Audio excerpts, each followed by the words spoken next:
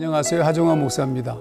꿀보다 더 단 말씀이 있는 달콤한 큐티 시간입니다.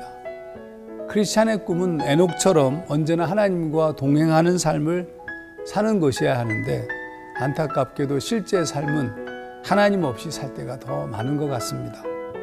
그러기에 매일 아침 묵상과 기도가 필요한 것이겠지요. 자, 오늘도 하나님과 동행하는 삶이 되시기를 바라며 달콤한 큐티 시작하겠습니다.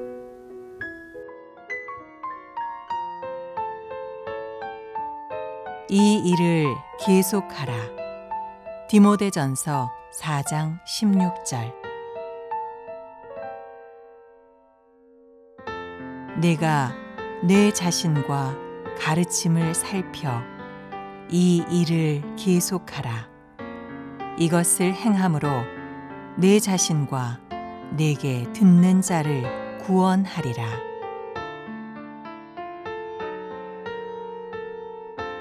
오늘 우리가 함께 나눌 말씀은 디모데전서 4장 14절에서 16절까지 말씀입니다. 우리가 지난 시간에 디모데전서 4장 13절 말씀을 여러분 기억하실지 모르겠네요. 내가 이를 때까지 읽는 것과 권하는 것과 가르치는 것에 전념하라. 우리가 이렇게 전념해야 하는 이유를 변화와 성숙을 이루어야 하기 때문입니다. 그래서 15절에 이렇게 했습니다. 이 모든 일에 전심전력하여 너의 성숙함을 모든 사람에게 나타나게 하라. 개역성경은 성숙함 대신에 진보라는 말을 썼는데, 공동번역은 발전. 근데 조금 더 자세하게 설명하면 반드시 변화를 보여라, 이런 뜻입니다. 제가 고등학교 2학년 때 예수님을 영접했습니다. 굉장히 급작스러운 변화가 일어난 거 아닙니다. 영접했는데 분명히 제가 변했는데 변하지 않은 거죠. 그래서 그 오랜 시간이 걸렸어요. 많은 사람들은 그렇게 변해가는 과정에서 어떤 직분을 얻고 시간이 오래되면 자기가 변한 것으로 착각할 수 있습니다. 그런데 그렇지 않죠. 그래서 거기에 이제 굳어지게 되면 그냥 기성 크리스찬, 평범한 크리스찬이 되고 마는 겁니다. 변화는 그렇게 쉽지 않습니다. 몇 명의 어부들이 바닷가에서 그물을 정리하고 있었는데, 그곳에 예수님께서 오셔서 그들을 부르셨어요. 나를 따라오너라. 기막힌 부르심이었습니다. 베드로와 제자들이 그 부르심에 응답하였는데, 그리고 그 응답한다는 것 자체가 변화로 나아가는 것이었습니다. 엄청난 부르심 앞에 그물과 아비와 싹군과 배를 버려두고 쫓았던 그 기가 막힌 예수의 제자들이 변화되는 것은 쉽지 않았어요. 우리가 잘 아는 것처럼 답답하고 무기력한 상태, 특히 예수님이 십자가에 못 박기 전에 벌어진 사건들을 보게 되면 그들이 상당히 변화되지 않는 모습을 우리가 이제 보게 되죠. 그러니까 그렇게 끝날 뻔한 거예요. 그럼 그렇게 끝나면 안 돼요. 변해야 돼요. 자, 한 가지 분명한 것은 그들이 변하려고 시도했겠죠. 그러니까 예수님을 쫓은 것이고. 근데 변화가 어려웠다는 거예요. 오늘 우리도 마찬가지예요. 자, 그러면 이 문제를 어떻게 해결할 것인가? 우리가 변화되지 않으면 그저 그런 크리스찬으로 살다가 끝나게 되거든요. 그래서 우리의 변화를 위하여서 가장 신경 쓰시는 분이 바로 우리 하나님이시고, 그래서 성령을 통해서 역사하시는 거예요. 성령께서 우리 가운데 찾아오셔서 우리의 마음을 바꾸시고 우리를 변화시키시는 겁니다. 우리가 변화해야 돼요. 그럼 변화하는 동안 우리는 무엇이 되어 가는 겁니다. 그 무엇이 되는 것이 그걸 이제 성화라고 표현하고, 하나님의 나라와 의를 위해 살 수 있는 그런 존재가 되는 거죠. 그게 우리의 신앙적 수련의 목표가 되어야 됩니다. 그러면 우리가 살아왔던 삶의 변화를 위하여서 삶의 모든 영역에서의 변화를 우리가 추구해야 됩니다. 일어나는 것, 먹는 것, 입는 것, 보는 것, 또 일하는 것, 공부하는 것, 신앙하는 것, 모든 영역에서의 변화를 시도해야 되죠. 그렇게 변화해야 돼요. 자, 변화를 시도하는 것은 우리의 몫이고, 성령께서 우리를 도우셔서 우리를 변화하게끔 이끄십니다. 그래서 미래는 하나님의 영역이죠. 그분이 우리를 변화시키시니까. 오늘 우리가 변화되기를 시도해야 되는 겁니다. 그게 매우 중요하죠. 우리가 이 변화되기를 시도할 때 그분께서 우리를 변화시키기가 또 쉬운 겁니다. 미래는 그분에게 있지만 우리는 반드시 변화하려는 시도를 해야 되고, 그 변화하려는 시도가 미래에 영향을 줄 수밖에 없습니다. 자, 오늘 본문 말씀, 이 모든 일에 전심전력하여 너희의 성숙함을 모든 사람에게 나타나게 하라. 디모데전서 4장 15절. 이걸 제가 좀 알기 쉽게 번역하면 이 모든 일에 전심전력하여 추구해야 된다. 내가 변한 것을 모든 사람이 충분히 알 만큼 말이다. 우리는 변화돼야 돼요. 다른 사람이 다 알아차릴 수 있을 만한. 자, 그러면 우리 자신의 모습이 어떤지 한번 좀 돌아보시죠. 그럼 왜 우리가 이렇게 반드시 변화해야 되는 것인가? 왜 이런 말을 바울은 강조한 것일까? 그 글의 이유를, 그 강조의 이유를 16절에 자세히 적었습니다. 오늘 우리가 쪽지 묵상할 말씀이기도 한데, 이것을 행함으로 네 자신과 내게 듣는 자를 구원하리라. 네 자신과 내게 듣는 자를 구원할 것이다. 그게 이유예요. 제가 1989년도에 청년부 수련회를 갔다가 한 청년이 물에 빠져 익사하는 상황을 만났습니다. 제가 그 친구를 구하지 못했어요.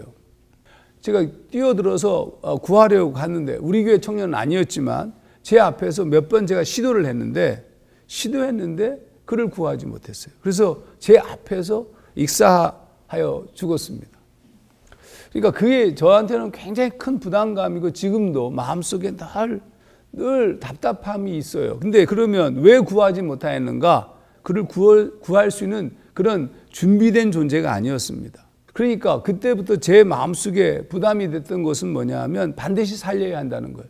근데 그때 구하지 못한 가장 큰 이유 중에 하나가 나 자신에 대한 두려움이었어요. 나도 죽을지도 모른다. 그러니까 나의 무기력한 모습, 나의 연민에 빠져서 그 사람을, 그 청년을 어쩌면 살리지 못한 또 다른 이유일지도 몰라요. 내가 죽으면서라도 그를 살려야 됐는데, 이게 지금 우리의 문제점이거든요.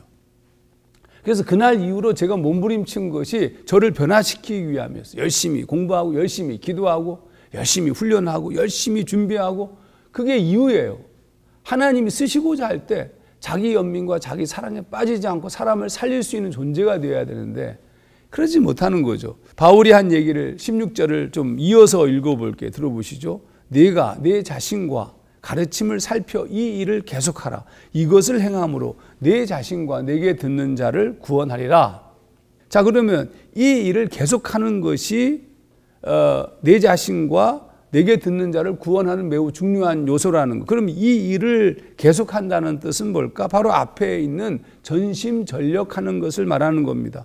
그러면 전심전력은 무엇에 전심전력하는 것인가? 그건 또 앞에 우리가 읽었던 부분이에요. 경건의 일을 연습하고, 시각을 달리해서 하나님 나라를 추구하고, 자신을 과소평가하지 말고 본이 되기를 시도하고, 열심히 공부하고 열심히 가르치는 것. 이것들을 전심전력으로 해야 돼요. 이 전심전력을 통하여서 성숙에 이르러야 되고, 그 성숙함이 모든 사람들에게 나타내게 해야 된다는 겁니다.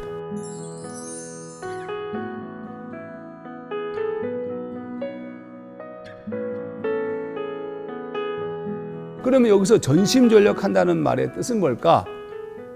킹제임스 버전에서 굉장히 재미있게 번역했는데 meditate upon these things 이렇게 번역했어요. 이 모든 일, 이 일들에 meditate. 이게 뭐냐 하면 생각하라는 거예요. 그 핵심은 우리를 구원하신 예수 그리스도. 내가 그 구원을 쫓아서 하나님의 사명을 감당할 수 있는 존재가 되기를 생각하면서 살아야 된다는 거예요. 그걸 요한일서에서 요한은 뭐라고 얘기하냐면 하나님이 우리를 사랑하시는 사랑을 우리가 알고 믿었노니라고 표현했어요. 알고 믿어야 된다고요. 그 사랑을 생각하고 묵상하고 추구하고 내 사명을 다시 반복해서 또 깨닫고 또 반복해서 생각하고, 그래서 내 안에 그것이 끊임없이 품어진 상태로 살아야 된다는 겁니다. 우리가 예수를 믿긴 믿는데 알지 않고 생각하지 않고 믿는 경향이 있습니다. 그래서 이것을 생각할 때 내가 내 자신과 가르침을 살펴 이 일을 계속하게 될 때 그때 나도 구원할 수 있고 나에게 듣는 그 사람들도 구원할 수 있다. 제가 그날 이후에 제일 먼저 한 것이 뭐냐면 구명대를 준비하는 거였습니다. 그러니까 준비돼야 된다고요. 구명대를 준비해서 이렇게 구명대가 왜 도너츠 모양 있죠? 그 구명대를 준비하고 수련회 갈 때만 되면 바다든 강이든 가기만 하면 언제나 그걸 들고 다녔어요. 왜냐하면 그런 상황이 벌어지면 누구든지 살 자신이 있으니까. 왜? 내 준비되어 있으니까. 똑같은 개념으로 내 삶 속에 그때부터 새벽 예배 끝나자마자 그때부터 학원에 등록하고 그때가 제가 31살이었는데요. 공부하고 준비하고 지금까지 치열하게 열심을 다해서 몸부림치고 내게 주어진 사명을 감당하기 위해서 더 열심히 공부하고 준비하는 이유예요. 여러분, 신앙을 거기에 머물러서는 안 됩니다. 우리의 신앙은 진보해야 됩니다. 그리고 변화하기를 시도해야 되고 멈추지 않고 추구해야 됩니다.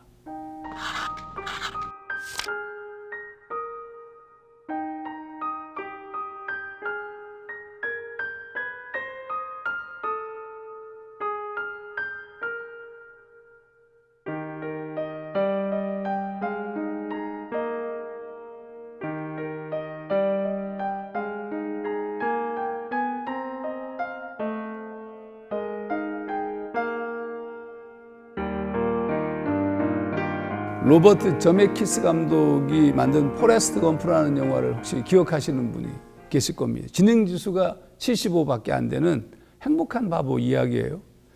모든 게 잘 됐어요. 사랑하는 여인 제니와 결혼하고. 그런데 어느 날 사실은 그 제니는 그를 사랑한 것이 아니라 어쩌면 잠깐 이용한 것이죠.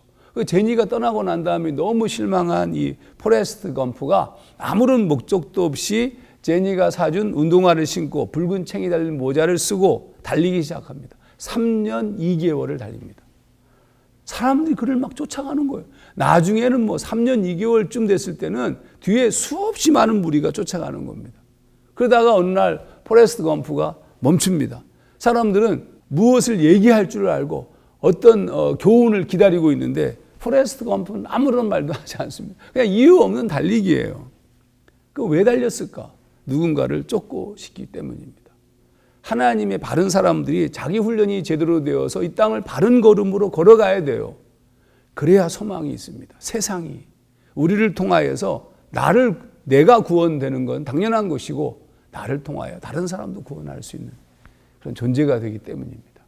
이 놀라운 삶을 놓치지 말고 걸어가시기를 주의 이름으로 축원합니다. 오늘도 여러분 쪽지 묵상 잊지 마시기 바랍니다. 같이 기도하겠습니다. 하나님, 우리가 구원의 놀라운 은총을 받은 우리, 하나님 그 은총의 사건에 그냥 매몰되어서 즐거움으로만 살지 않게 도와주시고 내가 걸어가야 될 사명, 그 놀라운 사랑을 깊이 묵상함으로 내가 걸어가야 될 결정 놓치지 않고 걸어가는, 그리고 그 일을 위해서 매일매일 훈련하고 자신을 변화시키는 일에 게을리하지 않도록 주님 인도하여 주시옵소서. 예수님 이름으로 기도하옵나이다. 아멘.